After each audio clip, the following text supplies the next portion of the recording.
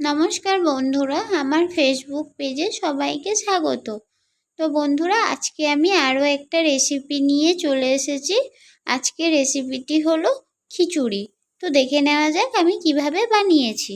প্রথমে আমি মুগের ডালটা ভেজে নেব। তার জন্য আমি কড়াইতে মুগের ডালটা দিয়ে দিলাম। এখন ডালটা আমি হালকা করে ভেজে নেব। তো ডালটা আমার ভাজা হয়ে গেছে, এখন আমি নামিয়ে নিচ্ছি। আরও 3 রকম ডাল নিয়ে নিচ্ছি। নিয়ে নিলাম মসুর ডাল, খেসারির ডাল আর ছোলার ডাল।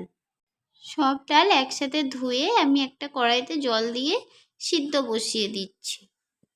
নিয়ে নিচ্ছি গোবিন্দভোগ চাল। এখানে আমি ডাল যতটা নিয়েছি চালও ঠিক ততটাই নিলাম। ডালের উপরে যে সাদা ফেনাগুলো ভাসছে এগুলো আমি তুলে ফেলে দেব। আর দিয়ে দিচ্ছি ধুয়ে রাখা গোবিন্দভোগ চাল। এখানে আমি চাল আর ডালটা 80% পর্যন্ত সিদ্ধ করে নেব। এখানে আমি একটা কড়াইতে কিছুটা সর্ষের তেল দিয়ে দিলাম। এখন আমি এক এক করে সব সবজিগুলো ভেজে নেব। তো তেলটা গরম হয়ে গেছে, এখন দিয়ে দিচ্ছি প্রথমে ফুলকপিটা। ফুলকপিটা আমি হালকা করে ভেজে নেব।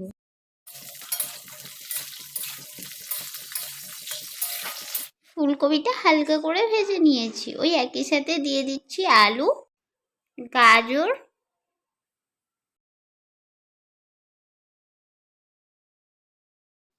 আর বিনস। এখন একসাথে সব সবজিগুলো হালকা করে ভেজে নেব। সব সবজি একই সাথে হালকা করে ভেজে নিয়েছি। এখন দিয়ে দিচ্ছি টমেটো। টমেটোটাও আমি হালকা করে ভেজে নেব। আর দিয়ে দিচ্ছি বাঁধাকপি। বাঁধাকপিটাও আমি সব সবজির সাথে ভেজে নেব। দিয়ে দিচ্ছি মটরশুঁটি। মটরশুঁটিটাও সবজির সাথে ভালোভাবে মিশিয়ে নেব।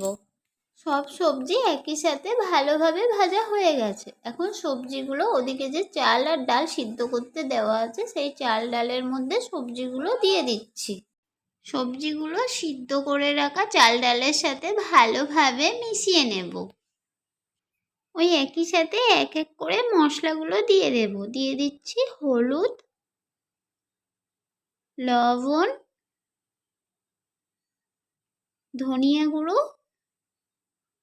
আর জিরে গুঁড়ো। এখন একই সাথে আবার ভালোভাবে মিশিয়ে নেব।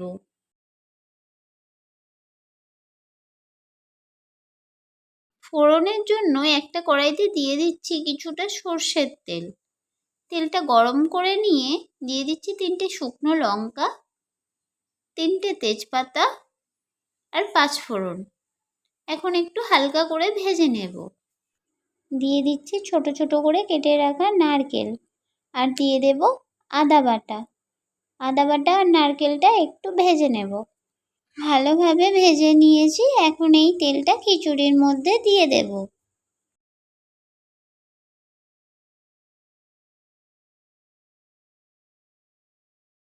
একটু ভালোভাবে মিশিয়ে নেব আর দিয়ে দেব কয়েকটা গোটা কাঁচা লঙ্কা। এখন কিছুক্ষণ এটা হতে দেব। এখন দিয়ে দিচ্ছি গরম মশলা আর একটু ঘি।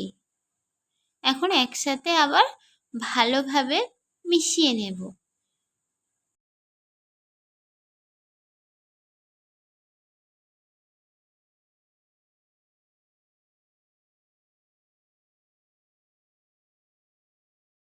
তো আমার খিচুড়ি রেডি হয়ে গেছে, এখন নামিয়ে নেব।